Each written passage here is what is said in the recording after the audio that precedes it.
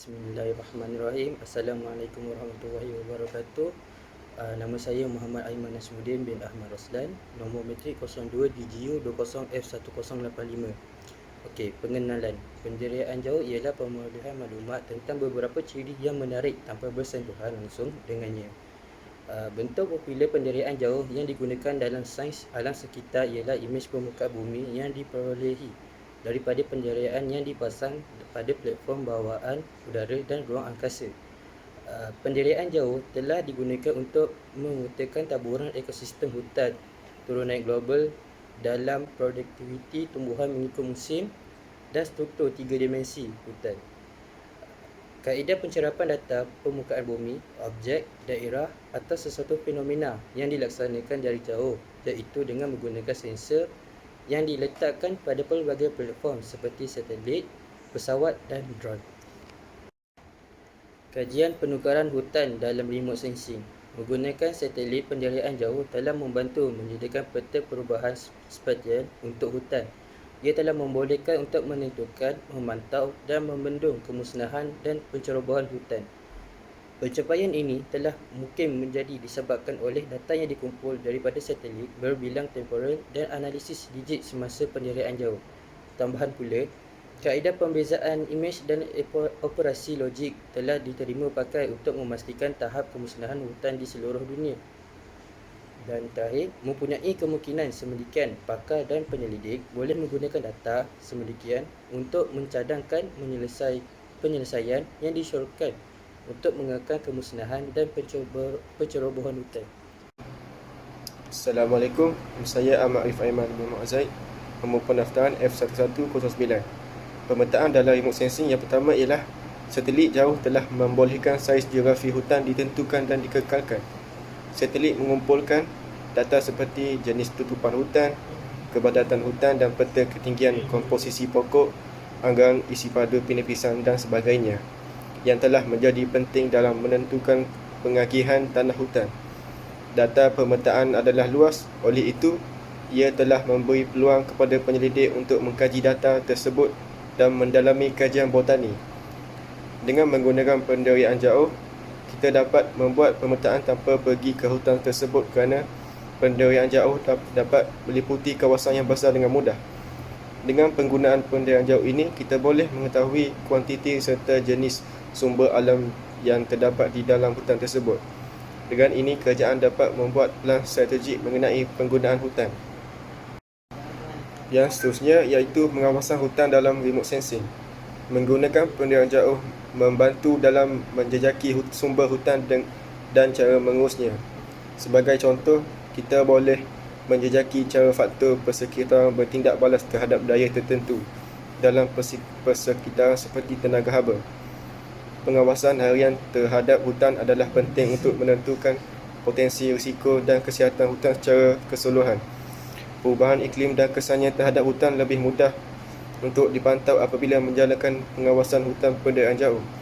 Semua ini membantu menyokong pengurusan dan pemulihan hutan di pelbagai bahagian dunia yang dibelenggu isu alam sekitar.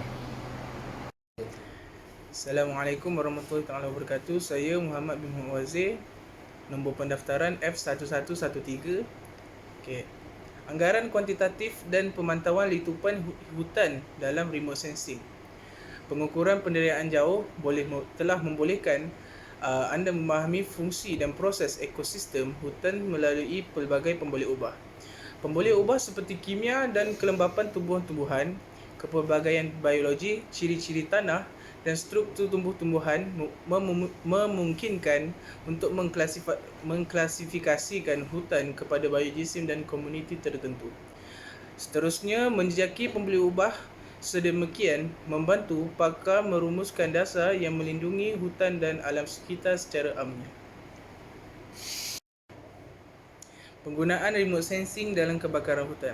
Penggunaan penderia satelit jauh telah bermanfaat dalam mengenal pasti dan menilai kawasan yang rosak akibat kebakaran tanah hutan.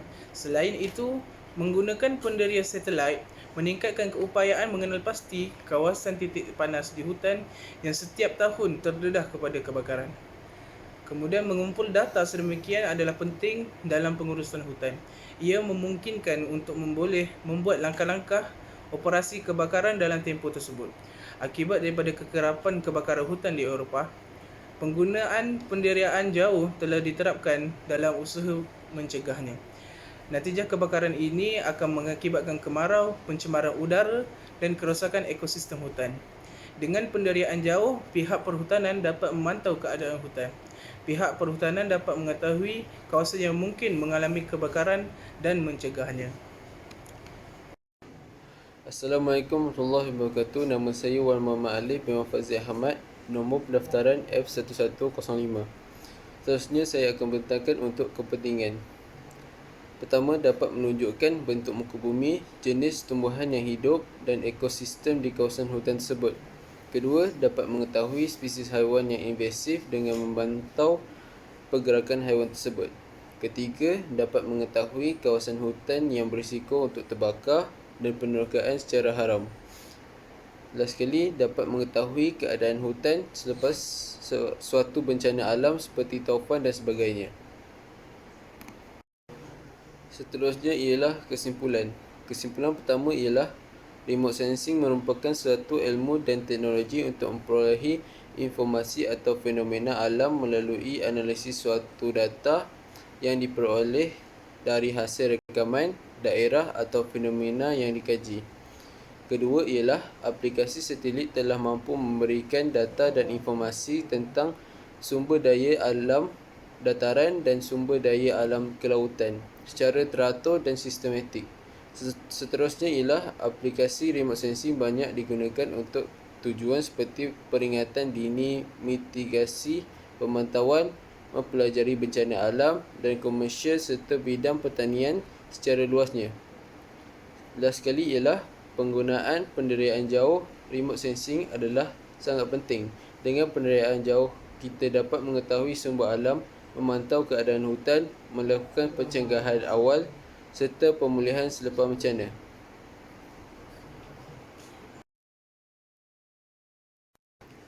Seterusnya, ini adalah hasil rujukan kami. Sekian, terima kasih.